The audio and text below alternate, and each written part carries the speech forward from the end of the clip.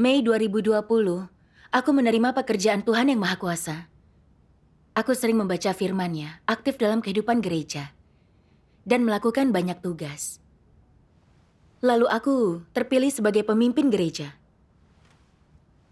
Suatu saat, gereja kami butuh secepatnya melatih 2 diaken Injil. Aku punya daftar semua orang yang cocok. Dan mendapati kualitas saudara Kevin baik. Pekerjaannya juga tidak sibuk. Dia aktif bersekutu dan memahami prinsip. Dia cocok untuk pekerjaan itu. Ada juga saudari Janelle yang aktif dalam tugasnya dan juga berprestasi. Dibandingkan yang lain, keduanya cocok untuk tugas itu. Dan pemimpinku juga setuju. Jadi, aku menjadikan mereka diaken Injil. Setelah beberapa waktu, mereka memahami tanggung jawab diaken Injil dan juga menguasainya. Jadi aku membiarkan mereka melakukan tugasnya. Dan aku fokus untuk pekerjaan penyiraman. Setelah itu, aku mendapati beberapa orang percaya baru meninggalkan kelompok pertemuan.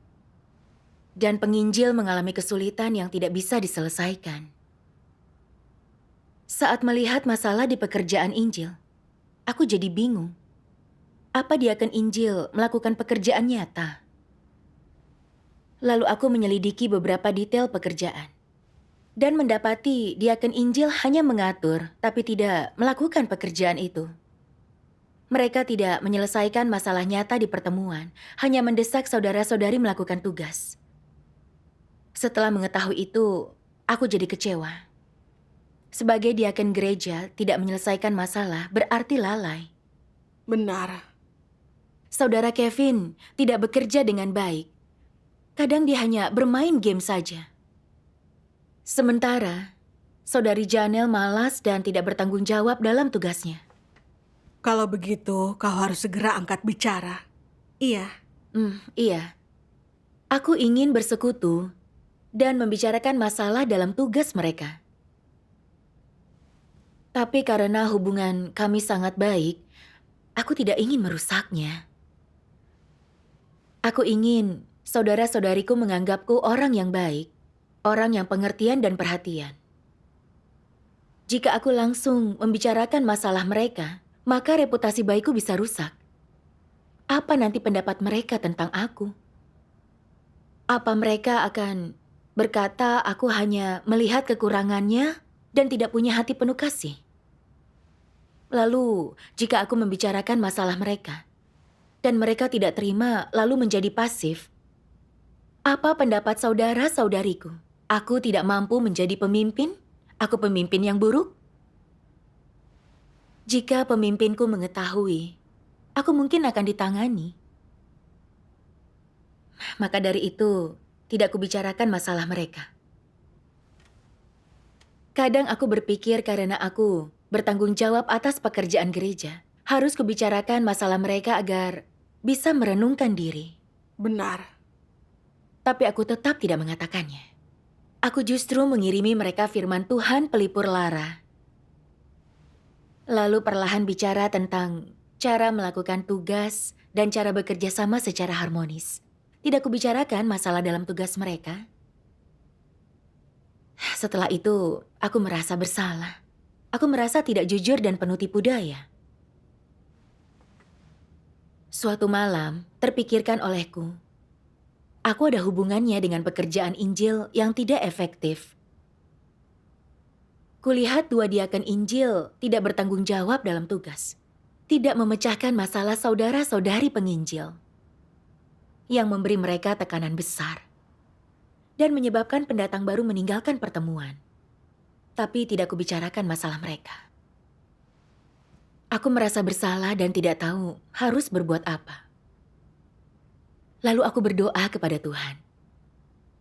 Ya Tuhan, aku merasa bersalah karena tidak bisa memimpin dengan baik. Tuhan, bimbing aku dalam menyelesaikan masalah ini. Amin, amin. Setelah berdoa, aku menonton video kesaksian yang berisi firman Tuhan yang sangat menginspirasiku. Aku bacakan ya. Baiklah. Hati nurani dan nalar seharusnya menjadi bagian dari kemanusiaan seseorang. Keduanya adalah hal yang paling mendasar dan penting. Orang macam apakah yang tidak memiliki hati nurani dan tidak memiliki nalar kemanusiaan yang normal? Secara umum, dia tidak punya kemanusiaan. Punya kemanusiaan yang sangat buruk. Secara detail, bagaimana orang ini memperlihatkan tidak adanya kemanusiaan? Cobalah menganalisis ciri orang-orang semacam itu, perwujudan spesifik mereka. Mereka egois dan kejam. Orang egois dan jahat bertindak sembarangan. Mereka menjauh dari semua yang tidak berkaitan dengan mereka. Mereka tidak memikirkan kepentingan gereja ataupun kehendak Tuhan. Mereka tidak terbeban untuk bersaksi baginya atau melakukan tugas mereka. Mereka tidak bertanggung jawab. Ada orang-orang yang tidak bertanggung jawab apapun tugas mereka. Mereka juga tidak melaporkan masalah kepada atasan mereka. Mereka melihat orang-orang yang mengganggu tapi berpura-pura tidak melihat. Dan tidak berusaha menghentikan orang jahat melakukan kejahatan. Mereka tidak memikirkan kepentingan gereja. Ataupun memikirkan tugas dan tanggung jawab mereka. Saat melakukan tugasnya, mereka tidak melakukan pekerjaan nyata apapun. Mereka adalah penjilat yang berhasrat akan kenyamanan. Mereka berbicara dan bertindak hanya demi kesombongan, reputasi, status, dan kepentingan mereka. Serta pasti akan selalu berusaha untuk apapun yang menguntungkan mereka. Amin. Amin. Amin. Kubaca firman Tuhan 2 kali dan aku merasa sedih. Kupikir kemanusiaanku baik. Aku selalu membantu dengan sabar dan peduli dengan para diaken Injil itu. Saat bertindak, aku selalu memikirkan perasaan orang lain. Kupikir ini mengikuti kehendak Tuhan, dan aku pikir aku orang baik. Tapi, saat melihat 2 diaken itu melalaikan pekerjaan gereja, tidak kubicarakan masalah mereka, agar mereka sadar tidak bertanggung jawab dalam tugas. Aku justru memanjakan mereka. Karena takut membicarakan masalah akan menghancurkan hubungan kami. Aku takut pemimpin memarahiku jika membuat mereka negatif. Dan saudara-saudariku memandangku buruk. Jadi aku memilih melindungi hubunganku, citra, dan statusku. Dan hanya mengirimkan firman penghiburan untuk bersekutu. Alhasil, mereka gagal mengenali masalah dan tidak bertobat. Tidak kupikirkan pekerjaan gereja demi citra dan kepentinganku. Ini bukanlah memikirkan kehendak Tuhan. Dan aku bukan orang baik. Sesungguhnya, orang dengan kemanusiaan yang baik adalah orang jujur. Bisa menjaga kepentingan rumah Tuhan. Berani bersekutu dan menyingkap masalah orang lain agar mereka mau berubah. Dan memperlakukan saudara-saudari setulus hati. Benar. Namun aku, saat melihat masalah dengan para diaken, aku hanya diam dan membiarkan kepentingan rumah Tuhan dirugikan. Kemanusiaanku buruk. Yang kita anggap baik sesuai dengan kepentingan daging kita. Kita tidak punya prinsip. Iya. Lalu, kubaca kutipan firman Tuhan, dan aku memperoleh pemahaman. Mari kita tonton videonya. Baiklah.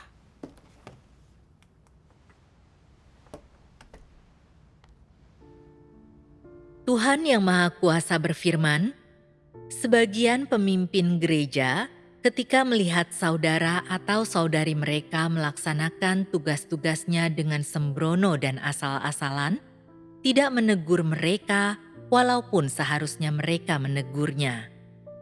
Ketika mereka melihat sesuatu yang jelas-jelas merugikan kepentingan rumah Tuhan, mereka pura-pura tidak melihat dan tidak bertanya, dengan alasan agar tidak menyinggung orang lain sedikit pun. Tujuan dan sasaran mereka yang sesungguhnya bukanlah menunjukkan sikap tenggang rasa atas kelemahan orang lain. Mereka tahu persis apa niat mereka. Jika aku terus melakukan hal ini dan tidak membuat siapapun tersinggung, Mereka akan berpikir bahwa aku adalah seorang pemimpin yang baik. Mereka akan mempunyai suatu pendapat yang baik dan bagus tentang diriku. Mereka akan memberiku pengakuan dan menyukaiku. Sebesar apapun kerugian yang diakibatkan terhadap kepentingan rumah Tuhan, dan sebesar apapun umat pilihan Tuhan dihambat dalam jalan masuk kehidupan mereka, atau sebesar apapun kehidupan bergereja mereka terganggu, orang-orang semacam itu gigih dalam falsafah iblis mereka dan tidak menyinggung siapapun. Tidak pernah ada keinginan untuk menegur diri sendiri di dalam hati mereka. Paling-paling, mereka hanya menyinggung sepintas tentang masalah tertentu sambil lalu dan kemudian selesai. Mereka tidak mempersekutukan kebenaran dan juga tidak menunjukkan esensi dari masalah-masalah orang lain, apalagi membedah keadaan orang-orang. Mereka tidak menuntun orang-orang untuk masuk ke dalam kenyataan kebenaran, dan mereka tidak pernah menyampaikan kehendak Tuhan atau kesalahan-kesalahan yang sering dilakukan orang, atau jenis-jenis watak rusak yang orang singkapkan. Mereka tidak menyelesaikan masalah-masalah nyata seperti ini. Sebaliknya, mereka selalu memanjakan kelemahan-kelemahan dan kenegatifan orang lain, dan bahkan memanjakan kecerobohan dan sikap mereka yang asal-asalan.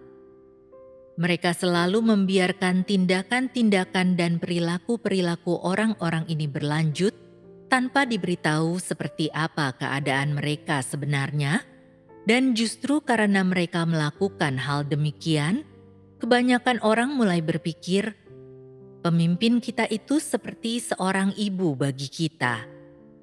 Dia bahkan lebih pengertian terhadap kelemahan-kelemahan kita dibanding Tuhan. Tingkat pertumbuhan kita mungkin terlalu rendah untuk mencapai tuntutan Tuhan, tetapi kita hanya perlu memenuhi tuntutan pemimpin kita. Dengan mengikuti pemimpin kita, itu berarti kita sedang mengikuti Tuhan. Jika suatu hari yang di atas menggantikan pemimpin kita, kita akan memperdengarkan suara kita untuk mempertahankan pemimpin kita dan mencegahnya agar tidak digantikan oleh yang di atas. Kita akan bernegosiasi dengan yang di atas dan memaksa mereka untuk menyetujui tuntutan kita. Beginilah cara kita memperlakukan pemimpin kita dengan adil. Jika orang memiliki pemikiran seperti itu di dalam hati mereka, jika mereka memiliki hubungan ketergantungan dengan pemimpin, dan di dalam hatinya mereka merasakan ketergantungan, kekaguman, rasa hormat, dan pemujaan terhadap pemimpin mereka, dan hampir seolah-olah pemimpin ini telah mengambil tempat Tuhan di dalam hati mereka, dan jika pemimpin tersebut mau mempertahankan hubungan seperti itu, jika pemimpin tersebut memperoleh perasaan senang dari hubungan seperti itu di dalam hatinya, dan percaya bahwa umat pilihan Tuhan harus memperlakukan dirinya seperti ini, maka tidak ada bedanya antara dia dan Paulus, dan dia telah menjejakkan kaki di jalan antikristus. Antikristus tidak melakukan pekerjaan nyata, mereka tidak mempersekutukan kebenaran dan menyelesaikan masalah, mereka tidak membimbing orang dalam makan dan minum firman Tuhan dan memasuki kenyataan kebenaran. Mereka bekerja hanya demi status dan ketenaran. Mereka hanya peduli untuk membangun diri mereka sendiri, melindungi tempat yang mereka miliki di hati orang, dan membuat semua orang memuja mereka, menghormati mereka, dan mengikuti mereka. Dengan cara ini, mereka akan mencapai tujuan mereka. Beginilah cara antikristus berusaha memenangkan hati orang dan mengendalikan umat pilihan Tuhan. Bukankah cara kerja seperti itu jahat? Bukankah itu menjijikkan? Itu menjijikkan. Amin. Amin. Setelah membaca firman Tuhan, aku merasa sangat malu. Firman Tuhan menyingkap keadaanku. Aku jelas melihat kedua diaken itu tidak melakukan pekerjaan nyata. Seharusnya aku pakai firman Tuhan yang menghakimi watak rusak manusia. Agar mereka tahu masalahnya dan mengubah sikap mereka terhadap tugas. Maka mereka tidak akan menghambat pekerjaan gereja. Benar. Namun untuk menjaga hubunganku dengan mereka dan memberi mereka kesan baik, aku tidak menyingkap esensi masalahnya. Hanya aku pakai firman Tuhan yang menghibur untuk mereka.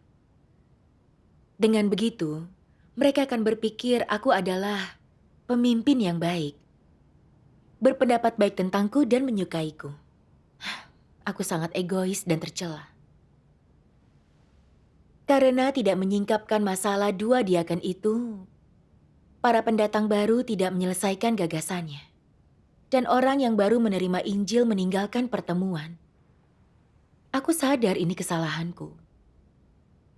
Tugas pemimpin adalah mengawasi pekerjaan diaken gereja dan pemimpin kelompok. Juga menyelesaikan masalah tepat waktu. Iya. Kita harus mengenal saudara-saudari kita. Dan saat ada yang melanggar prinsip atau memengaruhi pekerjaan gereja, kita harus sabar bersekutu dan membantu. Jika persekutuan kita tidak mengubah keadaan, kita harus memberhentikan mereka. Hanya ini cara melindungi pekerjaan gereja. Benar. Namun sebagai pemimpin gereja yang tidak bertanggung jawab, aku pun bertindak sebagai hamba iblis dan mengganggu pekerjaan gereja. Itu memalukan. Sungguh pilu dan menyedihkan melihat situasi menjadi seperti ini. Masalah ini terjadi karena aku tidak bertindak seperti pemimpin yang baik. Jika aku bersekutu dan menyingkap masalah mereka, aku tidak akan merugikan pekerjaan gereja. Aku pemimpin yang tidak melakukan pekerjaan nyata. Aku tidak membantu saudara-saudariku memahami kebenaran dan tidak bisa membawa mereka ke hadapan Tuhan. Aku selalu ingin disetujui dan juga dibela, agar citra dan statusku baik di hati mereka. Aku di jalan antikristus menentang Tuhan. Tanpa penghakiman firman Tuhan, entah kejahatan apa yang bisa kulakukan. Benar. Setelah menyadari ini, aku menyesali tindakanku. Dengan tulus aku berdoa kepada Tuhan. Ya Tuhan, aku tidak sadar keegoisanku akan merugikan pekerjaan gereja dan membahayakan saudara-saudariku. Aku tidak layak mendapatkan amanat ini. Tuhan, aku ingin bertaubat. Aku ingin membawa kembali para pendatang baru. Mohon bimbing aku agar tidak melakukan kesalahan yang sama lagi. Amin. Setelah berdoa, keadaanku sedikit membaik. Tapi aku masih merasa bersalah. Aku seperti pendosa. Seolah tindakanku mewakili iblis.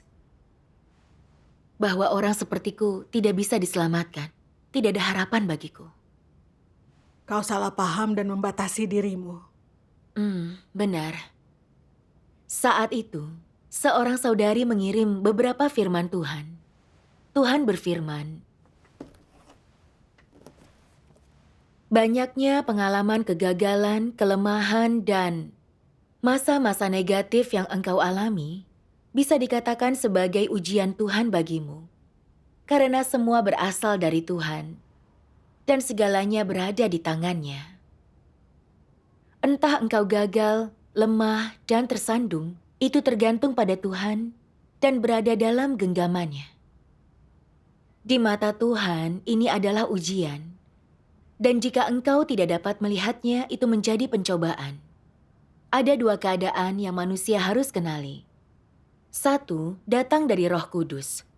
Yang lainnya bersumber dari iblis. Di satu sisi, Roh menerangimu, membuatmu mengenal dan membenci diri, merasakan penyesalan, dan memiliki kasih yang murni kepada Tuhan, dan bertekad untuk memuaskan Dia. Di sisi lain, engkau mengenal dirimu, tapi merasa negatif dan lemah. Orang bisa mengatakan ini adalah pemurnian Tuhan atau pencobaan iblis. Jika engkau menyadari bahwa ini adalah keselamatan Tuhan bagimu, merasa sangat berutang budi kepadanya, berusahalah untuk membalasnya setelah itu, dan tidak lagi menjadi sangat bejat, dan berusahalah makan dan minum firman-Nya. Jika engkau selalu memandang dirimu tidak cukup baik dan punya hati yang rindu, ini ujian Tuhan. Setelah penderitaan berakhir dan engkau bergerak maju, Tuhan tetap akan memimpin, menerangi, dan memeliharamu. Namun jika engkau tidak melihatnya dan bersikap negatif, membiarkan dirimu putus asa, jika engkau berpikir demikian, pencobaan iblis telah menimpamu. Amin. Amin. Setelah membaca firman Tuhan, aku merasa terhibur, juga punya kepercayaan diri untuk maju. Saat membaca firman Tuhan yang keras sebelumnya, saat Tuhan menyingkap kerusakanku, rasanya tidak nyaman. Seolah aku telah dikutuk dan tidak punya harapan diselamatkan. Lalu aku menjadi negatif. Namun saat membaca firman-Nya ini, kupahami kehendak Tuhan. Jika orang tidak membela kepentingan gereja, lalu disingkap dan ditangani, wajar jika mereka merasa negatif. Benar. Namun, jika bisa mencari kebenaran dan merenungkan diri, aku bisa memetik pelajaran. Iya. Jika aku negatif, aku menarik diri atau menyerah atas diriku, aku akan menyerah pada pencobaan iblis. Iya, benar. Di balik penghakiman Tuhan dan penyingkapan watak rusak manusia, ada kasih Tuhan. Tuhan ingin kita mengenal diri sendiri, belajar dari kegagalan, dan tidak dikendalikan watak iblis. Ini hal bagus. Kesempatan untuk tumbuh. Amin. Syukur kepada Tuhan. Menyadari ini, aku tidak lagi merasa negatif atau salah memahami Tuhan. Harus kulakukan tugas sesuai kehendak Tuhan. Tidak boleh mengikuti emosiku dan menjaga reputasi dan statusku. Benar. Syukur kepada Tuhan. Jika paham kehendak Tuhan, kita akan memahami Tuhan. Iya. Iya. Bahkan disingkap bukanlah hal buruk. Asalkan kita merenungkan diri, itu hal yang baik. Benar. Benar. Lalu, kubaca firman Tuhan. Engkau harus tahu bahwa Tuhan menyukai mereka yang jujur. Secara hakikat, Tuhan adalah setia, jadi firman-Nya selalu bisa dipercaya. Tindakan-tindakannya tidak mengandung kesalahan dan tidak dapat disangkal. Inilah sebabnya Tuhan menyukai mereka yang jujur kepadanya. Kejujuran berarti memberikan hatimu kepada Tuhan, bersungguh-sungguh kepada Tuhan dalam segala hal, terbuka kepadanya dalam segala hal, tidak menyembunyikan yang sebenarnya atau menipu yang di atas atau di bawah, dan tidak melakukan hal hanya demi mengambil hati Tuhan. Singkatnya, jujur berarti kudus dalam tindakan dan perkataanmu dan tidak menipu, baik Tuhan maupun manusia. Jangan selalu bertindak demi dirimu atau selalu mempertimbangkan kepentinganmu. Jangan memikirkan status, harga diri, atau reputasimu. Harus memikirkan lebih dulu kepentingan gereja daripada manusia. Dan jadikanlah semua itu prioritas utamamu. Pertimbangkan kehendak Tuhan. Dan mulailah merenungkan apakah engkau murni dalam memenuhi tugasmu. Apakah engkau setia, bertanggung jawab, dan berusaha atau tidak. Dan apakah engkau telah sepenuh hati memikirkan tugasmu dan pekerjaan gereja atau tidak. Engkau harus memikirkan hal-hal ini. Amin. Firman Tuhan ini membantuku. Dari firman Tuhan, aku paham Tuhan membenci pendusta, mengasihi orang jujur. Orang jujur melindungi kepentingan gereja dan jalan masuk kehidupan saudara-saudari. Dengan orang jujur, pekerjaan gereja tidak akan tertunda. Itu benar. Harus keutamakan kepentingan gereja dan menghadapi masalah dua diaken itu dengan jujur. Aku harus menyingkap tindakan mereka agar mereka tahu masalah mereka. Sungguh bertobat dan bisa bertanggung jawab lagi. Benar. Jika tidak bisa berubah setelah persekutuanku, mereka harus aku pecat untuk melindungi pekerjaan gereja. Benar. Benar. Ini sesuai prinsip kebenaran. Lalu, kutemukan firman Tuhan dan bersekutu dengan saudara Kevin untuk memberitahu tren sosial ini adalah pencobaan iblis. Harus dia lepaskan keinginan dagingnya. Aku bersekutu dengan saudari Janelle. Dengan kekurangannya dalam tugas, aku menyuruh dia memikirkan kehendak Tuhan. Bagus. Setelah persekutuanku, aku sangat terkejut. Mereka ternyata bersedia untuk mengubah sikap dan juga perilaku mereka. Syukur kepada Tuhan. Itu bagus. Lalu, saudara Kevin melakukan perubahan. Saat dicobai lagi, dia dengan sadar meninggalkan dagingnya. Dan saudari Janelle lebih proaktif dalam tugasnya. Sungguh syukur kepada Tuhan. Benar. Saat melihat hasil ini, aku menyalahkan diri sendiri karena tidak membicarakan hal ini lebih awal. Dan orang yang menerima kebenaran tidak negatif saat disingkap dan diberi saran. Benar. Mereka bisa mengenal diri, sungguh bertobat, dan bekerja sama lebih baik dengannya. Iya. Aku sangat senang punya pengalaman ini. Mengalami penghakiman firman Tuhan memberiku pemahaman tentang kerusakanku. Aku juga melihat firman Tuhan yang Maha Kuasa adalah kebenaran. Bisa menyelamatkan umat manusia. Benar. Syukur kepada Tuhan yang Maha Kuasa. Syukur kepada Tuhan.